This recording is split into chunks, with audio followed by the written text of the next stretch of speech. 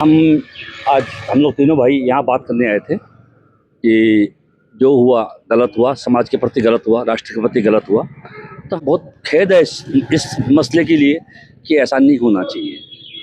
यहाँ आए तो देखिए दरबार बंद है, यहाँ कोई भी नहीं था। कॉल भी किया था आपने? कॉल भी किया था? हाँ बिल्कुल, हमने कॉल किया था कि भैया आए, लेकिन यहाँ आके देखे तो मंदिर बंद है।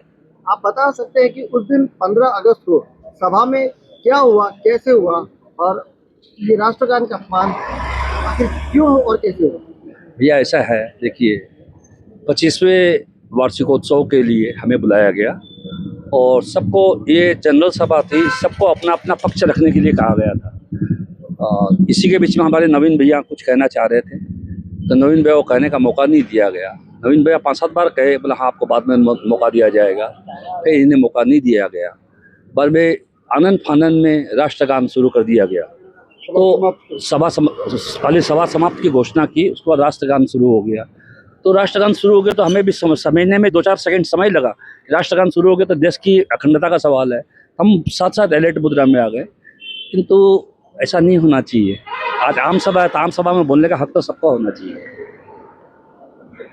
नवीन जी, मैं आपसे पूछना चाहूँगा कि जब ये विवाद हो रहा था तो एकाएक राष्ट्रगान कैसे शुरू हुआ? क्या आप लोग ने उसको लेकर कुछ आपत्ति नहीं जताई कि अभी ये बातचीत हो रही, विवाद चल रहा है, तो आप राष्ट्रगान में?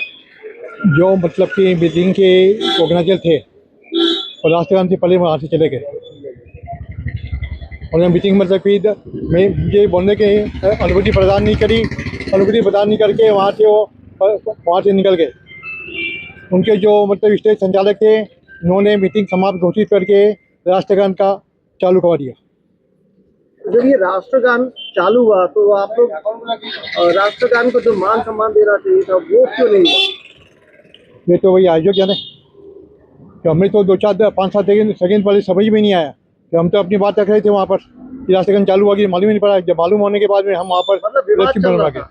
हाँ, विवाद चला था, आप में और बाकी लोगों में विवाद जो चल रहा था और अचानक आपके अनुसार अचानक राष्ट्रगान का उच्चारण हो गया। तो उसके बाद फिर क्या हुआ, बता सकते हैं? उसका फिर हम अपने अलर्ट की मुद्रा में आ गए। राष्ट्रगान खत्म होने के बाद में फिर हम अपने मतलब कि आर्गूमेंट किए उनके साथ में। और आपने जो सवाल उठाया था उस दिन हमारे कैमरे के समक्ष कि श्याम मंदिर सार्वजनिक है या निजी है, क्या आपको इसका जवाब मिला? नहीं मिला, अभी तक नहीं मिला। राष्ट्रगान के अपमान को लेकर आपने क्यों नहीं अब तक कोई सफाई दी? आंसू ने भी 2 दिन पहले कहा था कि सभी पक्षों को अपना स्पष्टीकरण देना चाहिए था। आप लोग ने क्यों नहीं इस मामले को इतना इम्पोर्टेंस दिया? क्योंकि आखिर में राष्ट्रगान का अपमान का मामला है। मेरी तबीयत ठीक नहीं हुई, वैसे मैं 2 दिन दुकान में आया नहीं। आज ये वही तबीयत ठीक हुई तो मैं दुकान में आके अभी आपको ये मतलब कि विषय में बता रहा हूँ। सभा चल रही थी तब मैं पीछे कुर्सी पे बैठा हुआ था। मेरे को मालूम है ये सभा समाप्त की घोषणा की गई थी, तब मैं उठ के गया था कि भाई किसी का सुझाव आपने लिया ही नहीं, उससे पहले आप लोग ये सभा समाप्त क्यों कर रहे हैं? सुझाव के लिए आप लोगों ने बुलाया था, वो आनंद फानंद में राष्ट्रगान शुरू कर दिया और किसी का बात माना नहीं। जो वहाँ संचालक थे उन्होंने आनंद फानंद में राष्ट्रगान शुरू कर दिया और किसी के बात का कोई जवाब दिया नहीं। मंदिर के प्रबंधन को लेकर क्या शिकायत है, आप क्या कहना चाहते हैं?